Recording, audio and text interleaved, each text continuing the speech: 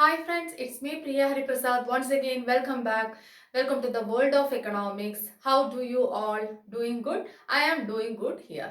Okay then, ഇന്ന് ഞാൻ ഇവിടെ എക്സ്പ്ലെയിൻ ചെയ്യാൻ പോകുന്നത് സ്റ്റാക്കിൾബർഗ്സ് ഡ്യുവോപ്പൊളി മോഡൽ. സ്റ്റാക്കിൾബർഗ്സ് duopoly model. അപ്പം ഇത് ഒരുപാട് പേര് റിക്വസ്റ്റ് ചെയ്തിട്ടുള്ള ഒരു വീഡിയോ തന്നെയാണ്. ഒരുപാട് റിക്വസ്റ്റ് വന്നിട്ടുള്ള ഒരു വീഡിയോ ആണ്. And sorry for the delay. Okay then, അപ്പം degree and P G level സ്റ്റുഡൻസിന് യൂസ്ഫുൾ ആയിട്ടുള്ള വീഡിയോ ആയിരിക്കും. കുറച്ച് ഡിഫിക്കൽട്ട് ആണെന്ന് നമുക്ക് തോന്നുമെങ്കിലും ഞാൻ ഇവിടെ വളരെ സിമ്പിൾ ആയിട്ട് എക്സ്പ്ലെയിൻ ചെയ്യാനായിട്ട് ശ്രമിക്കുന്നതാണ്. ഓക്കെ, അപ്പൊ എല്ലാവരും കാണുകയും ഫ്രണ്ട്സുമായിട്ട് ഷെയർ ചെയ്യുകയും ചെയ്യാം. Please support and follow my channel. ഇതുവരെയും സപ്പോർട്ട് ആൻഡ് ഫോളോ സബ്സ്ക്രൈബ് ചെയ്ത എല്ലാവർക്കും ഒരുപാട് താങ്ക്സ് ഉണ്ട്. ഇനിയും ഫ്യൂച്ചറിൽ ഞാനത് പ്രതീക്ഷിക്കുന്നു. പിന്നെ എല്ലാവരോടും ഒരു റിക്വസ്റ്റ് ഉണ്ട്, എല്ലാവരും ഒന്ന് ബെല്ലൈക്കൺ ക്ലിക്ക് ചെയ്യണം. അപ്പൊ നിങ്ങളുടെ റിക്വസ്റ്റഡ് വീഡിയോസ് ഒക്കെ ഞാൻ ഇടുന്നുണ്ട്, പക്ഷെ എനിക്ക് ഒരുപാട് പുറകിലോട്ടുള്ള മെസ്സേജ് എടുത്തിട്ട് ലിങ്ക് അയച്ചു തരാനായിട്ട് എനിക്ക് കഴിയുന്നില്ല. അപ്പം അതുകൊണ്ട് തന്നെ കഴിയുന്നത് ഞാൻ ചെയ്യുന്നുണ്ട്. അപ്പൊ അതുകൊണ്ട് തന്നെ നിങ്ങൾ ബെല്ലൈക്കൺ ക്ലിക്ക് ചെയ്യണം. അപ്പൊ നിങ്ങൾ റിക്വസ്റ്റ് ചെയ്തിട്ടുള്ള വീഡിയോ വരുന്നുണ്ടെങ്കിൽ നിങ്ങൾക്ക് പെട്ടെന്ന് മനസ്സിലാവും. ഓക്കെ, അപ്പൊ നിങ്ങൾക്ക് വാച്ച് ചെയ്യാനായിട്ട് കഴിയും. Okay then, come let's learn together. Let's begin the class. Stackelberg's duopoly model. Okay, അപ്പൊ പേര് കേൾക്കുമ്പോൾ ഉള്ള ടെൻഷനും ഒന്നും വേണ്ട, വളരെ ഫ്രീ ആയിട്ട് ഒരു സ്റ്റോറി പോലെ നമുക്ക് ഇത് പഠിച്ചു പോവാം. ഓക്കെ ദെൻ, ഓക്കെ, അപ്പൊ അങ്ങനെയാണ് എക്കണോമിക്സ് നമുക്ക് ഇൻട്രസ്റ്റിംഗ് ആവുന്നത് കേട്ടോ. അത് ഇതിന്റെ ഒരു രീതിയുണ്ട്. ആ ഒരു രീതിയിൽ നമ്മൾ ഫോളോ ചെയ്യുകയാണെങ്കിൽ എക്കണോമിക്സ് നമുക്ക് വളരെ ഇൻട്രസ്റ്റിംഗ് ആയിരിക്കും. ഞാൻ പറഞ്ഞത് ശരിയാണെങ്കിൽ നിങ്ങൾക്ക് കമന്റ് ബോക്സിൽ ഇടാം കേട്ടോ. ഞാൻ പറഞ്ഞത് ശരിയാണെങ്കിൽ കമന്റ് ബോക്സിൽ ഇടാം, അതല്ലെങ്കിലും ഇടാം കേട്ടോ. ഓക്കെ, നോക്കാം നമുക്ക്. അപ്പൊ എത്ര കമന്റ്സ് വരുന്നുണ്ടെന്ന് നമുക്ക് നോക്കാം. ഓക്കെ ദെൻ, അപ്പം ഈ സ്റ്റാക്കിൾബർഗ്സ് ഡ്യുവോപ്പൊളി മോഡൽ എന്ന് പറയുന്നത് ഒരു ജർമ്മൻ എക്കണോമിസ്റ്റ് ആയിട്ടുള്ള ഹെൻറിച്ച് വോൺ സ്റ്റാക്കിൾബർഗ്, അദ്ദേഹമാണ് ഇത് ഡെവലപ്പ് ചെയ്തത്. ജർമ്മൻ എക്കണോമിസ്റ്റ് ആയിട്ടുള്ള ഹെൻറിച്ച് വോൺ സ്റ്റാക്കിൾബർഗ്, അദ്ദേഹം ആണ് ഇത് ഡെവലപ്പ് ചെയ്തിരിക്കുന്നത്. ഓക്കെ, അപ്പൊ അദ്ദേഹത്തിന്റെ പേരിൽ തന്നെയാണ് നമ്മൾ ഈ മോഡൽ അറിയപ്പെടുന്നത്, അല്ലെ? സ്റ്റാക്കിൾബർഗ്സ് ഡ്യുവോപ്പൊളി മോഡൽ. ഓക്കെ, ഇനി അദ്ദേഹത്തിന്റെ ഒരു ബുക്ക് പബ്ലിഷ് ചെയ്തിട്ടുണ്ടായിരുന്നു, മാർക്കറ്റ് സ്ട്രക്ചർ ആൻഡ് ഇക്വിലിബ്രിയം എന്ന് പറഞ്ഞിട്ട്. 1934 മാർക്കറ്റ് സ്ട്രക്ചർ ആൻഡ് ഇക്വിലിബ്രിയം എന്ന് പറയുന്ന ഒരു ബുക്ക് അദ്ദേഹം പബ്ലിഷ് ചെയ്തു. ആ ബുക്കിനകത്താണ് ഈ ഡ്യുവോപ്പൊളി മോഡൽ അദ്ദേഹം എക്സ്പ്ലെയിൻ ചെയ്തിരിക്കുന്നത്. മനസ്സിലായോ? അപ്പൊ 1934 എന്താ പറഞ്ഞ ബുക്കിന്റെ പേരെന്താണ്? മാർക്കറ്റ് സ്ട്രക്ചർ ആൻഡ് ഇക്വിലിബ്രിയം എന്ന് പറയുന്ന ബുക്ക് സ്റ്റാക്കിൾബർഗ് എന്ന് പറയുന്ന ജർമ്മൻ എക്കണോമിസ്റ്റ് പബ്ലിഷ് ചെയ്തു. അതിനകത്ത് അദ്ദേഹം എക്സ്പ്ലെയിൻ ചെയ്തിട്ടുള്ള ഒരു ഡ്യുവോപ്പൊളി മോഡലാണ് സ്റ്റാക്കിൾബർഗ്സ് ഡ്യുവോപ്പൊളി മോഡൽ. അദ്ദേഹത്തിന്റെ ഫുൾ നെയിം വന്നിട്ട് എന്തായിരുന്നു? Heinrich von Stackelberg. Heinrich von Stackelberg എന്ന് പറയും. മനസ്സിലാവുണ്ടല്ലോ? ഓക്കെ, ഇനി അദ്ദേഹത്തിന്റെ അഭിപ്രായത്തില് ഈ മോഡൽ ഡ്യുവോപ്പൊളി എന്ന് പറയുന്ന ഈ മോഡല് ശരിക്കും പറഞ്ഞ ഒരു ഗെയിമാണ്, ഒരു സ്ട്രാറ്റജിക് ഗെയിമാണ്. ഓക്കെ, അങ്ങനെയാണ് അദ്ദേഹം ഇത് എക്സ്പ്ലെയിൻ ചെയ്യുന്നത് കേട്ടോ. ആ സ്ട്രാറ്റജിക് ഗെയിമില് പ്ലെയേഴ്സ് ഉണ്ടാവുമല്ലോ. ഗെയിം എന്ന് പറഞ്ഞാൽ എന്തായാലും പ്ലെയേഴ്സ് ഉണ്ടാവും, അല്ലെ? ഓക്കെ, അപ്പം ആ പ്ലെയേഴ്സ് എന്ന് പറയുന്നത് ആരൊക്കെയാണെന്ന് അദ്ദേഹം പറയുന്നത്, ഇവിടെയുള്ള ഫേംസ് ആയിരിക്കും പ്ലെയേഴ്സ്. അതിൽ 2 ഫേംസ് ആണ് അദ്ദേഹം അസ്യൂം ചെയ്യുന്നത്. ഓക്കെ, ആ 2 ഫേംസില് ഒരു ഫേം ലീഡർ ഫേം ആവും, ഇനിയൊരു ഫേം എങ്ങനെയാവും? ഫോളോവർ ആവും. ഓക്കെ, അത് എപ്പോഴൊക്കെയാണെന്ന് വെച്ചാല് ഒരു ഫേം സോഫിസ്റ്റിക്കേറ്റഡ് ആവും എന്ന് വെച്ചാൽ സങ്കീർണമായിട്ടുള്ള, സോഫിസ്റ്റിക്കേറ്റഡ് എന്ന് പറഞ്ഞാൽ സങ്കീർണമായിട്ടുള്ള എല്ലാ റിസ്ക്കും എടുക്കുന്ന അങ്ങനെ ഒരു ഫേം ആവും, അല്ലെ? ഒരു ലീഡർ ആവും. അങ്ങനെ സോഫിസ്റ്റിക്കേറ്റഡ് ആയിട്ടുള്ള ഫേം ഒരെണ്ണം ആവുമ്പോൾ മറ്റേത് ആരാവും? അതിന്റെ ഓപ്പോസിറ്റ് ആവും. നമ്മൾ പറയും നെയ്വ് എന്ന് പറയും, അല്ലെ? NAIVE, നെയ്വ് എന്ന് പറയും. അപ്പൊ മറ്റേ ആൾ ആരാവും? നെയ്വ് ആവും. എന്ന് വെച്ചാൽ ഈ സോഫിസ്റ്റിക്കേറ്റഡ് ആയിട്ടുള്ള ആള് ലീഡർ ആവുകയും, ഫേം ലീഡർ ആവുകയും, നെയ്വ് ആയിട്ടുള്ള ഫേം ആരാവുകയും ചെയ്യും? ഫോളോവർ ആവുകയും ചെയ്യും. ഓക്കെ, അപ്പം ആരാണോ സോഫിസ്റ്റിക്കേറ്റഡ് ആയിട്ട് ആദ്യമേ തന്നെ മാർക്കറ്റിൽ എൻ്റർ ചെയ്ത് പ്രൊഡ്യൂസ് ചെയ്യുന്നത്, അദ്ദേഹം ലീഡർ ആവും, അദ്ദേഹം അല്ലെങ്കിൽ ഒരു മൊണോപ്പൊളിസ്റ്റ് ആവും ആയിട്ട് ആക്ട് ചെയ്യുമെന്ന്. മനസ്സിലായോ? അപ്പൊ രണ്ടാമത് വരുന്ന ആള് ന്യൂ എൻട്രന്റ് ആയിരിക്കും, പുതിയ ആളാണ്, അദ്ദേഹം ഫോളോവർ ആയിരിക്കും. മനസ്സിലാവുണ്ടല്ലോ? ഇങ്ങനെ. പക്ഷെ 2 ഫേമും അങ്ങനെ 2 ഫേമിനും ചാൻസ് ഉണ്ട്. 2 പേർക്കും ലീഡേഴ്സ് ആവാനും 2 പേർക്കും ഫോളോവേഴ്സ് ആവാനുള്ള ചാൻസ് അദ്ദേഹം എക്സ്പ്ലെയിൻ ചെയ്യുന്നുണ്ട്. മനസ്സിലാവുണ്ടോ? അപ്പൊ ഞാനൊരു സ്റ്റോറി പോലെ പറഞ്ഞു തന്നാണ് കേട്ടോ. അപ്പൊ പിന്നെ അത് കഴിഞ്ഞിട്ട് പോയിന്റ്സ് ഞാൻ പറഞ്ഞുതരാം. പിന്നെ അതുകൂടാതെ ഒരു മെയിൻ പോയിന്റ് പറയുന്നത്, it is an extension of Cournot's duopoly model. കോർനോട്ടിന്റെ ഡ്യുവോപ്പൊളി മോഡലിന്റെ ഒരു എക്സ്റ്റൻഷൻ ആയിട്ടുള്ള ഒരു മോഡലാണ് ഇതെന്ന് പറയുന്നത്, ഇദ്ദേഹത്തിന്റെ മോഡൽ എന്ന് പറയുന്നത്. മനസ്സിലായോ? അപ്പൊ കോർനോട്ട് ഡ്യുവോപ്പൊളിയുടെ ഒരു എക്സ്റ്റൻഷൻ ആണ്. കോർനോട്ട് ഡ്യുവോപ്പൊളി ഞാൻ എക്സ്പ്ലെയിൻ ചെയ്യുന്നില്ല, കാരണം ഇവിടെ ഞാനത് എക്സ്പ്ലെയിൻ ചെയ്താൽ നമ്മുടെ വീഡിയോ ലാഗ് ആയിപ്പോ. അപ്പം അതെന്താന്ന് വെച്ചാൽ ഞാൻ ഓൾറെഡി ചെയ്തിട്ടുണ്ട്, പ്ലേലിസ്റ്റിലുണ്ട്. അതല്ലെങ്കിൽ കോർനോട്ട് ഡ്യുവോപ്പൊളി മോഡൽ ബൈ പ്രിയ ഹരിപ്രസാദ് എന്ന് പറഞ്ഞാൽ അതൊന്ന് സെർച്ച് ചെയ്ത് കാണണം. വെരി ഇമ്പോർട്ടന്റ് ആണ്. അതും ഞാൻ സിമ്പിൾ ആയിട്ട് എക്സ്പ്ലെയിൻ ചെയ്തിട്ടുണ്ട് കേട്ടോ. ഓക്കെ ദെൻ, അപ്പം അതാണ്, അങ്ങനെയാണ് അദ്ദേഹം പറയുന്നത്. ഇതാണ് ഇത്രയേ ഉള്ളൂ മോഡല്, വേറെ ഒന്നും ഇല്ല അതിനകത്ത്. മനസ്സിലായല്ലോ? അപ്പൊ ഇനി നമുക്ക് പോയിന്റ്സ് നോക്കാം. അപ്പം ആളുടെ പേര് നമ്മൾ പഠിച്ചു അല്ലേ. ഇനി നോക്കിക്കോളൂ, it is an extension of Cournot's duopoly model. അപ്പൊ നിങ്ങൾ അടുത്ത് എഴുതേണ്ട കാര്യം എന്താണ്? It is an extension of Cournot's duopoly model. അത് അടുത്തൊരു പോയിന്റ്. അത് കഴിഞ്ഞിട്ട് നമ്മൾ എന്താ എഴുതേണ്ടത്? One duopolist is sufficiently sophisticated duopolist to recognize that his competitor acts on the Cournot assumption. അതായത് ഈ കോർണോട്ട് അസംഷനിൽ പോലെ, കോർണോട്ട് അസംഷനിൽ എന്താ പറയുന്നത്? ഈ റൈവൽസ് മറ്റേ ആൾ എന്താ ചെയ്യുന്നത്, ഇതായിരിക്കും ചെയ്യുന്നത് എന്ന് പറഞ്ഞിട്ട് ഊഹിച്ചിട്ടല്ലേ കാര്യങ്ങൾ ചെയ്യുന്നത്, പ്രൊഡക്ഷൻ ചെയ്യുന്നത് അല്ലെ, പ്രൊഡ്യൂസ് ചെയ്യുന്നത്. അപ്പം അതേപോലെ ഒരു ഫേം മാത്രം എന്തായിരിക്കും? സോഫിസ്റ്റിക്കേറ്റഡ് ആയിരിക്കും, സങ്കീർണമായിട്ടുള്ള ഒരു ഡ്യൂയോപോളിസ്റ്റ് ആവും അല്ലെ.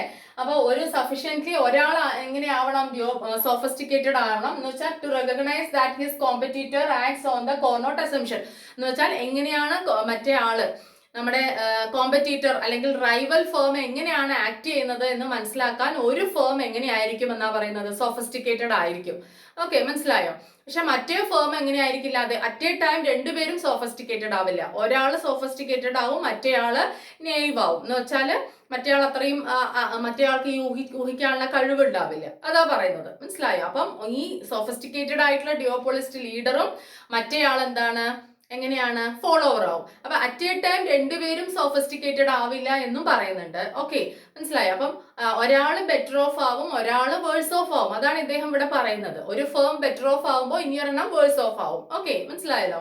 ഓക്കെ, അപ്പം one duopolist is sufficiently sophisticated duopolist to recognize that his competitor acts on the Cournot assumption. Got it?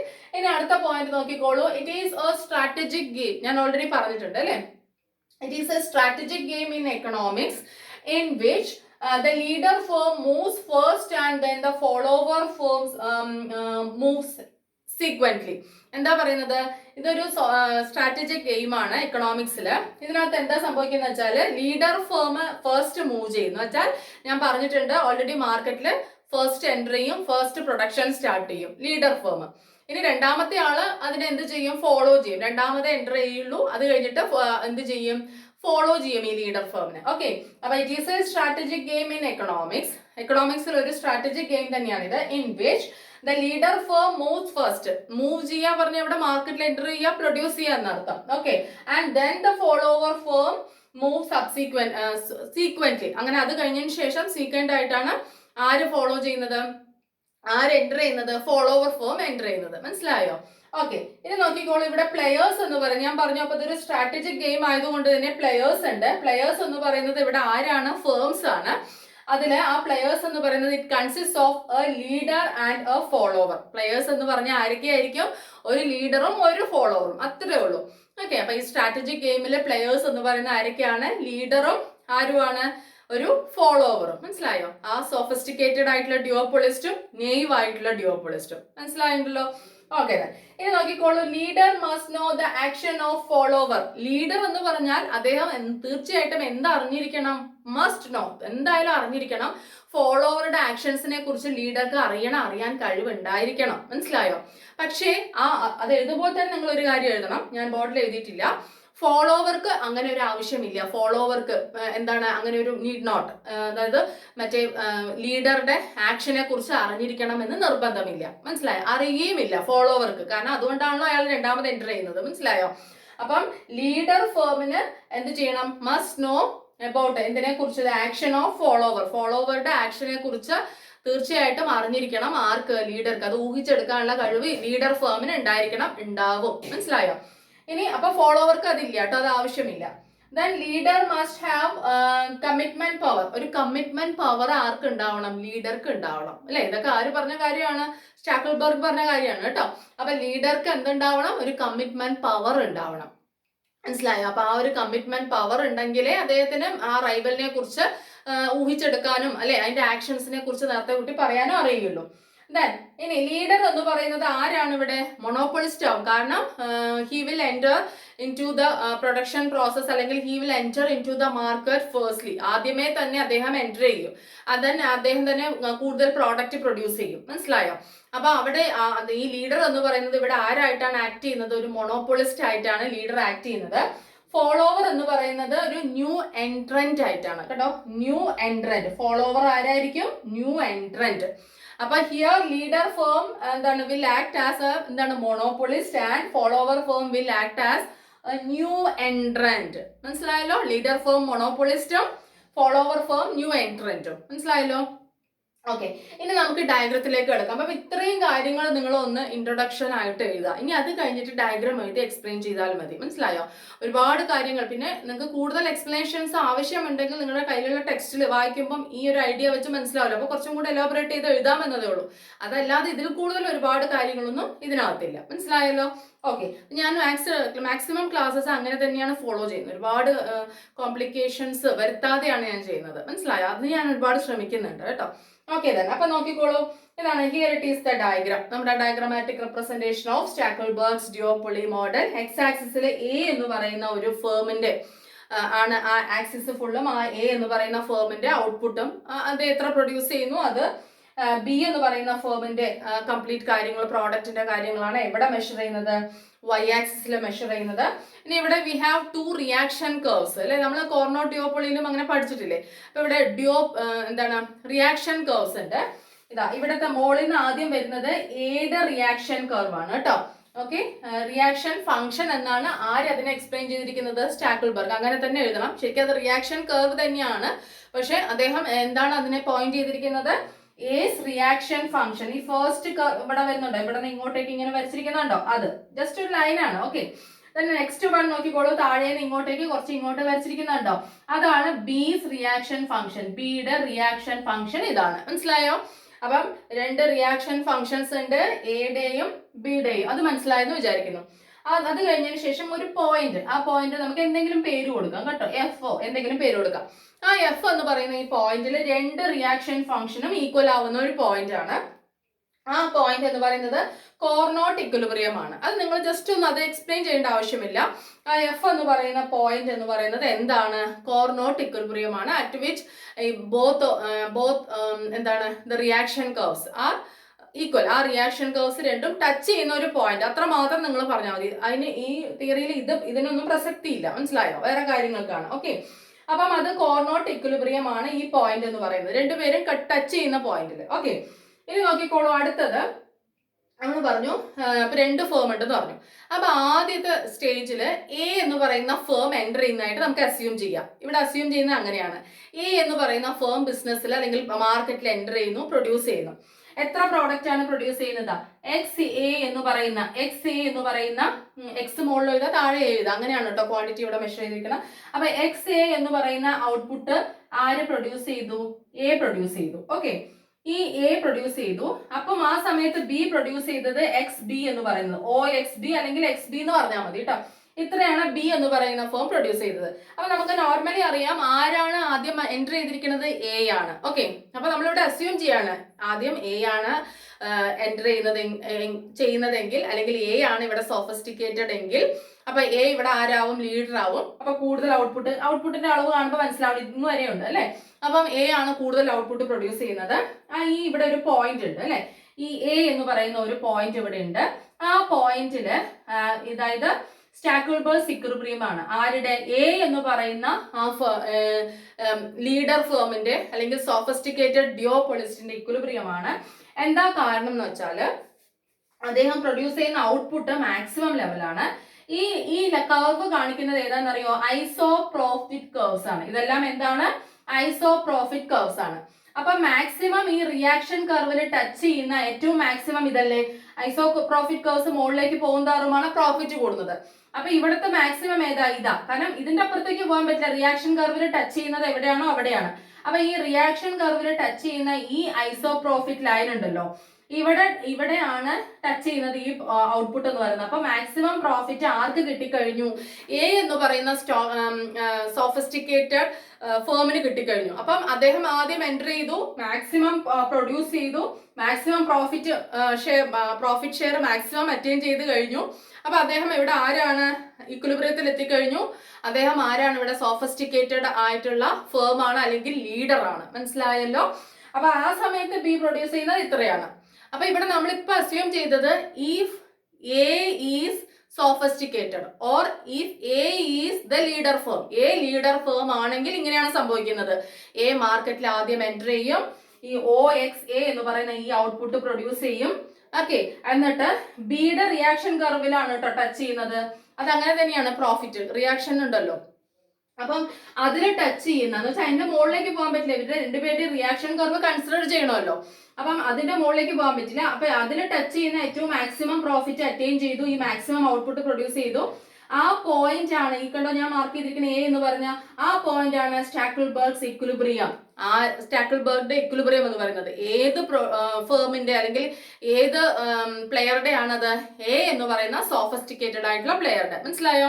ഇനി നമുക്ക് രണ്ടാമത് നമ്മൾ വേറൊരു കാര്യം അസ്യൂം ചെയ്യുന്നു. എന്താണ്? If B is sophisticated duopolist, B എന്ന് പറയുന്നത് സോഫിസ്റ്റിക്കേറ്റഡ് ആയിട്ടുള്ള ഒരു ഡ്യുവോപോളിസ്റ്റ് ആണെങ്കിൽ he will enter into the market firstly. അദ്ദേഹം ആ ബി എന്ന് പറയുന്ന ഫേം മാർക്കറ്റിൽ എന്ത് ചെയ്യും? ആദ്യം എൻ്റർ ചെയ്യും അല്ലെ? അങ്ങനെ ആദ്യം എൻ്റർ ചെയ്യുന്ന സമയത്ത് എത്ര ഔട്ട്പുട്ട് പ്രൊഡ്യൂസ് ചെയ്യും? ഇതാ ഇവിടെ കാണിക്കുന്നുണ്ടോ? ഒ എക്സ് ഡാഷ് ബി ആണ് കാണിക്കുന്നത് കേട്ടോ. ഒ എക്സ് ഡാഷ് ബി ആണ് കാണിക്കുന്നത്. അത്രയും ഔട്ട്പുട്ട് പ്രൊഡ്യൂസ് ചെയ്യും. ആര്? ബി. ഓക്കെ, നേരത്തെ ഒ എക്സ് ബി ആണ്. ഒ എക്സ് ഡാഷ് കണ്ടോ, മേളിലൊരു ഡാഷ് കൊടുത്തിട്ടുണ്ട് കേട്ടോ. ബി. അത്രയും ഔട്ട്പുട്ട് ആര് പ്രൊഡ്യൂസ് ചെയ്യും? ബി പ്രൊഡ്യൂസ് ചെയ്യും. എ ആവുന്ന സമയം എ അപ്പോ ആരാവും? എ ഫോളോവർ ആവും. കാരണം ഇവിടെ ബി ഇപ്പോൾ സോഫിസ്റ്റിക്കേറ്റഡ് ആണ്, ആദ്യം മാർക്കറ്റിൽ എൻറ്റർ ചെയ്തു, അദ്ദേഹം ആക്ട് ചെയ്യുന്നത് ഒരു മൊണോപോളിസ്റ്റ് ആയിട്ടാണ്, മാക്സിമം ഔട്ട്പുട്ട് പ്രൊഡ്യൂസ് ചെയ്തു. അപ്പൊ എന്ത് അദ്ദേഹത്തിന് നോർമലി കിട്ടിക്കാണും? Maximum profit. നോക്കിക്കോളൂ, ഈ പ്രോഫിറ്റ് ലൈനിൽ കണ്ടോ ബി എയുടെ റിയാക്ഷൻ കർവിൽ ടച്ച് ചെയ്യുന്ന ഏറ്റവും മാക്സിമം ഇതല്ലേ, ഇങ്ങോട്ടേക്ക് പോകാൻ പറ്റില്ല. അപ്പൊ ഇതിലുള്ളതിൽ മാക്സിമം ഇതാണ്. അപ്പൊ ഈ ബി എന്ന് പറയുന്ന പോയിന്റില് ആര് ഇക്വിലിബ്രിയത്തിൽ എത്തുകയാണ്? ബി എന്ന് പറയുന്ന ആ ഒരു സോഫിസ്റ്റിക്കേറ്റഡ്, ഇപ്പോഴത്തെ സോഫിസ്റ്റിക്കേറ്റഡ് ആയിട്ടുള്ള ആ ഫേം ബി എന്ന് പറയുന്നത് എവിടെ എത്തുന്നു? ഇവിടെ ഇക്വിലിബ്രിയത്തിൽ എത്തുന്നു. ഞാനത് അവിടെ എഴുതിയിട്ടില്ലെന്നേ ഉള്ളൂ, നിങ്ങൾ എഴുതണം കേട്ടോ എക്സാമിന്. ഇക്വിലിബ്രിയം, അതും സ്റ്റാക്കിൾബർഗ്സ് ഇക്വിലിബ്രിയം ആണ്. ആരുടെയാണ്? ബി എന്ന് പറയുന്ന സോഫിസ്റ്റിക്കേറ്റഡ് ആയിട്ടുള്ള ഫേമിന്റെ, അല്ലെങ്കിൽ ഇവിടെ ലീഡർ ഫേം. ഇപ്പോഴത്തെ ലീഡർ ആരാ? ബിയുടെ. What is the reason behind that? B ഇവിടെ മാർക്കറ്റിൽ ആദ്യം എൻ്റർ ചെയ്തു. ഓക്കെ, സോഫിസ്റ്റിക്കേറ്റഡ് ആണ് ആള് കുറച്ച്. അപ്പൊ എന്ത് ചെയ്തു? മാക്സിമം ഔട്ട്പുട്ട് പ്രൊഡ്യൂസ് ചെയ്തു, മാക്സിമം പ്രോഫിറ്റ് അറ്റൈൻ ചെയ്തു. അപ്പം യൂഷ്വലി അല്ലെങ്കിൽ നാച്ചുറലി ആര് ഫോളോവർ ആയി? എ ഫോളോവർ ആയി. എ പ്രൊഡ്യൂസ് ചെയ്ത ഔട്ട്പുട്ട് വളരെ കുറവാണ്. അപ്പം എയുടെ പ്രോഫിറ്റ് നമുക്ക് അസ്യൂം ചെയ്യാവുന്നതാണ് അല്ലെ? എങ്ങനെയായിരിക്കും? മാർക്കറ്റ് പ്രോഡക്റ്റ് വളരെ കുറവാണെങ്കിൽ നമുക്കറിയാലോ പ്രോഫിറ്റ് ഷെയറും കുറവായിരിക്കും. അപ്പൊ ഇവിടെ ഇപ്പോൾ ബി ആണ് മൊണോപോളിസ്റ്റ് ആയിട്ട് ആക്ട് ചെയ്യുന്ന, അല്ലെങ്കിൽ സോഫിസ്റ്റിക്കേറ്റഡ് ഡ്യുവോപോളിസ്റ്റ് ആയിട്ട് ആക്ട് ചെയ്യുന്ന, അല്ലെങ്കിൽ ലീഡർ ആരാണ് ഇവിടെ? ബി ആണ്. അപ്പൊ നാച്ചുറലി ആരാണ് ഫോളോവർ അല്ലെങ്കിൽ നെയ്വ് എന്ന് പറയുന്നത്? എ ആണ്. മനസ്സിലായോ? അപ്പൊ നോക്കിക്കോളൂ, B O X dash B എന്ന് പറയുന്ന ഔട്ട്പുട്ട് പ്രൊഡ്യൂസ് ചെയ്തു. അതിൽ കിട്ടാവുന്ന വെച്ച് ഐസോ പ്രോഫിറ്റ് ലൈൻ ആണ് ഇവിടെ കാണിക്കുന്നത്. അപ്പൊ ഇവിടെ മാക്സിമം പ്രോഫിറ്റ് അറ്റൈൻ ചെയ്തു. ഓക്കെ, അപ്പൊ ഒ എക്സ് ഡാഷ് എ ആണ് അപ്പോൾ എ പ്രൊഡ്യൂസ് ചെയ്യുന്നത്. അപ്പൊ ഇക്വിലിബ്രിയത്തിൽ എത്തുകയാണ് ഈ സോഫിസ്റ്റിക്കേറ്റഡ് ആയിട്ടുള്ള, ഇപ്പോഴത്തെ സോഫിസ്റ്റിക്കേറ്റഡ് ആയിട്ടുള്ള ബി എന്ന് പറയുന്ന ഫേം ഇക്വിലിബ്രിയത്തിൽ എത്തുകയാണ്. അതാണ് സ്റ്റാക്കിൾബർഗ്സ് ഇക്വിലിബ്രിയം എന്ന് പറയുന്നത്. മനസ്സിലായി? അപ്പൊ നാച്ചുറലി ആര്? എ എന്ന് പറയുന്നത് ഫോളോവർ ആയി. മനസ്സിലായല്ലോ? ഇങ്ങനെയാണ് ആക്ട് ചെയ്യുന്നത്. ഇങ്ങനെയുള്ള സിറ്റുവേഷൻസ് വീണ്ടും തിരിച്ചും മറിച്ചും വന്നുകൊണ്ടേയിരിക്കും എന്നാണ് ആര് അസ്യൂം ചെയ്യുന്നത്? സ്റ്റാക്കിൾബർഗ് അസ്യൂം ചെയ്യുന്നത്. മനസ്സിലായല്ലോ? അപ്പൊ എനിക്ക് തോന്നുന്നു ഇത് നിങ്ങൾക്ക് ഫോളോ ചെയ്യാൻ കഴിയും. അഥവാ എന്തെങ്കിലും സംശയം വരികയാണെങ്കിൽ ഒരു 2-3 പ്രാവശ്യം ഒന്ന് റിപ്പീറ്റ് ചെയ്ത് കേൾക്കുക. മനസ്സിലായല്ലോ? ഓക്കെ, അപ്പം എല്ലാവർക്കും ഇതൊന്ന് ഷെയർ ചെയ്യാനും കൂടെ ശ്രമിക്കുക. ആർക്കെങ്കിലും യൂസ്ഫുൾ ആയിട്ടുള്ളവർക്ക് എല്ലാവർക്കും ഒന്ന് ഷെയർ ചെയ്യാനും കൂടെ ശ്രമിക്കുക. Try to follow and support my channel. അപ്പൊ ഞാൻ ആദ്യം മുതൽ റിപ്പീറ്റ് ചെയ്യുന്നില്ല, നിങ്ങൾ തന്നെ ഒന്ന് റിപ്പീറ്റ് ചെയ്ത് കേട്ടാൽ മതി. ഓക്കെ, അപ്പൊ വീണ്ടും അടുത്ത വീഡിയോയിലൂടെ കാണാം. Thank you, thanks a lot, take care, by.